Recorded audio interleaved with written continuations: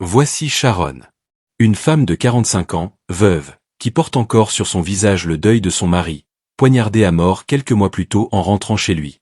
Le tueur, lui, est toujours inconnu. Sharon tente de survivre, pour elle et pour son fils, Anthony, qui est lui aussi profondément attristé par la mort de son père. Accrochez-vous, car l'histoire que vous allez voir est celle d'une vengeance méticuleusement planifiée. Malgré cette période incroyablement difficile, Sharon a réussi à prendre soin de son fils tout en maintenant son travail. Dans son entourage, il y a un ami policier qui est en charge de l'enquête. Il la rencontre régulièrement et lui assure qu'il est sur le point de trouver le tueur. Cet officier connaît Sharon depuis l'enfance, ils étaient dans la même école. On comprend vite qu'il a des sentiments pour elle, mais pour Sharon, il n'est rien de plus qu'un bon ami. De son côté, Anthony est à l'université. Il est nouveau, et sa nature timide ne l'aide pas à se faire des amis. Un jour, alors qu'un autre étudiant l'embête, un jeune homme de 19 ans nommé Dylan intervient, et sa simple présence suffit à faire fuir l'agresseur. Dylan est tout l'inverse d'Anthony. Il est beau, charismatique, intelligent, et très populaire à la fac. Anthony a un coup de cœur pour une fille de sa classe, mais n'a jamais osé lui parler. Dylan le remarque immédiatement. Sans hésiter, il va voir la fille, discute avec elle, puis la présente à Anthony. Anthony est aux anges de pouvoir enfin lui parler. Plus tard, dans les vestiaires, il demande à Dylan pourquoi il l'aide autant. La réponse de Dylan est parfaitement calculée. « J'ai appris pour ton père. Je comprends à quel point c'est dur de grandir sans père.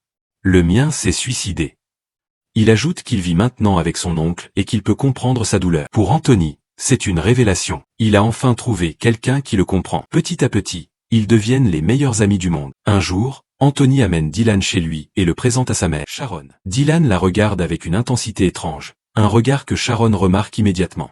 Anthony annonce alors qu'il a organisé une pool party à la maison avec ses camarades de classe. Le soir, l'ambiance est à la fête. Dylan est là, bien sûr, et la fille qui plaît à Anthony aussi. Ils commencent à discuter, et pour la première fois depuis la mort de son mari, Sharon voit son fils heureux. Ça lui fait chaud au cœur, mais elle ne peut s'empêcher de remarquer les regards insistants et bizarres que Dylan lui lance. Quelques instants plus tard, Dylan sort de la piscine et s'introduit discrètement dans la maison, torse nu. Il entre dans la chambre de Sharon et se met à observer attentivement une photo de famille posée sur une table. Sharon entre à ce moment-là et le surprend. Gêné, Dylan prétexte qu'il cherchait les toilettes. Puis, la regardant droit dans les yeux, il lui dit « Je sais ce que ça fait de vivre sans mari, mon père n'est plus de ce monde non plus.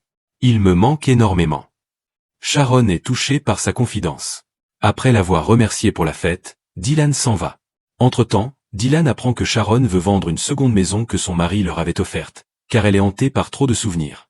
Un soir, Dylan accompagne Sharon pour visiter cette maison. Il prétend que son oncle cherche à acheter une propriété.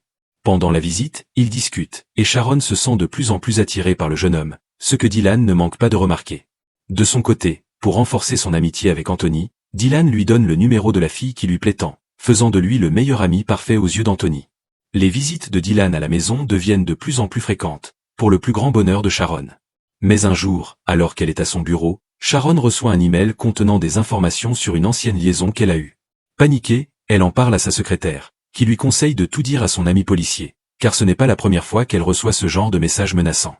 Mais Sharon a trop peur que son passé ne soit révélé, et décide de ne rien dire à son ami officier. Pendant ce temps, Dylan pousse Anthony à inviter la fille à un rendez-vous. Anthony prend son courage à deux mains et l'invite à dîner, ce qu'elle accepte. Le soir du rendez-vous, Dylan joue les chauffeurs parfaits. Il amène la fille en voiture chez Anthony, lui laisse la voiture pour son rendez-vous et lui promet de rester à la maison jusqu'à son retour. Le piège se referme. Sharon et Dylan sont maintenant seuls dans la maison. Ils se confient l'un à l'autre. Sharon avoue avoir l'impression que son mari ne s'est jamais vraiment soucié d'elle. Dylan lui suggère alors de déchirer un livre écrit par son mari, un geste symbolique pour se libérer. Elle le fait et se sent mieux. Plus tard, alors que Sharon prend sa douche, elle sent une présence. C'est Dylan, qui la regarde. Sans un mot, il se déshabille et la rejoint. Sharon ne le repousse pas, et ils deviennent intimes. Au même moment, Anthony passe une soirée parfaite, embrassant la fille pour la première fois avant de la raccompagner chez elle. De retour, il raconte sa soirée de rêve à Dylan, qui repart ensuite avec sa voiture. On découvre alors la vérité. Dylan vit dans une petite maison minable. Toute sa vie n'est qu'une façade, même la voiture est empruntée. C'est bien lui qui envoyait les mails et les lettres de menaces à Sharon. Devenir l'ami d'Anthony faisait partie d'un plan machiavélique préparé de longue date. Le lendemain, le garçon qui harcelait Anthony au début s'approche de sa petite amie et lui dit « Faites attention, l'ami d'Anthony n'est pas un garçon bien. Si tu ne me crois pas, va voir son dossier au bureau de l'école. » De son côté, Sharon reçoit un message de Dylan qui veut revoir l'autre maison. La nuit, elle s'y rend et ils s'embrassent passionnément. Mais à distance, quelqu'un les filme depuis une voiture. Le jour suivant, la petite amie d'Anthony vient le voir à la fac, dévastée. Elle lui montre la vidéo qu'elle a enregistrée la veille. Sa mère et Dylan en train de s'embrasser. Elle lui explique tout. J'ai vérifié son dossier. Il a 21 ans et a quitté l'école depuis longtemps.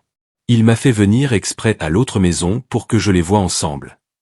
Anthony, sous le choc, s'en va sans un mot. Dylan en profite pour récupérer le téléphone de la fille et copier la vidéo compromettante sur son propre téléphone. Peu de temps après, la vidéo de Sharon et Dylan se retrouve en ligne. Sharon est anéantie. C'est à ce moment que son ami policier arrive.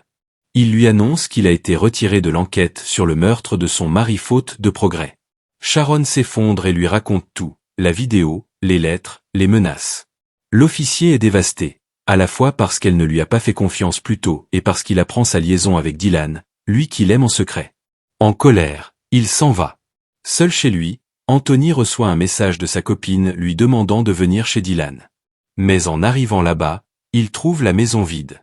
Dylan surgit de nulle part, l'assomme et lui vole son téléphone. Il envoie ensuite un message à Sharon pour lui dire qu'Anthony passera la nuit chez sa copine, puis un mail à Sharon pour lui donner rendez-vous dans l'autre maison. Sharon prévient l'officier et s'y rend. Sur place, une vidéo est projetée. Dylan apparaît. Et la terrible vérité éclate. Sharon a bien eu une liaison, des années auparavant, avec le père de Dylan. Quand leur liaison a été découverte, le père de Dylan, submergé par la honte, s'est suicidé. La mère de Dylan est ensuite morte d'une overdose, le laissant orphelin. Dylan a toujours tenu Sharon pour responsable et a méticuleusement préparé sa vengeance. Il sort alors un couteau et lui avoue « C'est avec ça que j'ai tué ton mari. C'est le même couteau avec lequel mon père s'est donné la mort. » Il lui tend le couteau et lui ordonne de se suicider à son tour, menaçant de tuer Anthony, qu'il a capturé, si elle refuse. Mais Sharon refuse de céder. Elle le blesse à la jambe avec le couteau et s'enfuit. L'officier de police arrive à ce moment-là. Elle lui explique tout. Il part à la recherche de Dylan, mais ce dernier s'est déjà enfui. Ils partent alors chercher Anthony dans la forêt voisine. Là, Anthony et sa petite amie, qui étaient attachés à un arbre, réussissent à se libérer. Mais Dylan surgit et poignarde le policier, qui s'effondre. Il prend son arme et la pointe sur Sharon. Anthony s'interpose. Alors que Dylan crie sa haine, la petite amie l'attaque par derrière. Une lutte s'engage. Sharon réussit à récupérer l'arme et assomme Dylan. Elle est sur le point de l'abattre, mais Anthony l'arrête, lui disant que la justice doit faire son travail. Quelques mois plus tard, la vie a repris son cours. Sharon sort maintenant avec son ami policier, qui a survécu. Elle et Anthony se sont pardonnés et leur relation s'est reconstruite, plus forte qu'avant. Et c'est ainsi que le film se termine.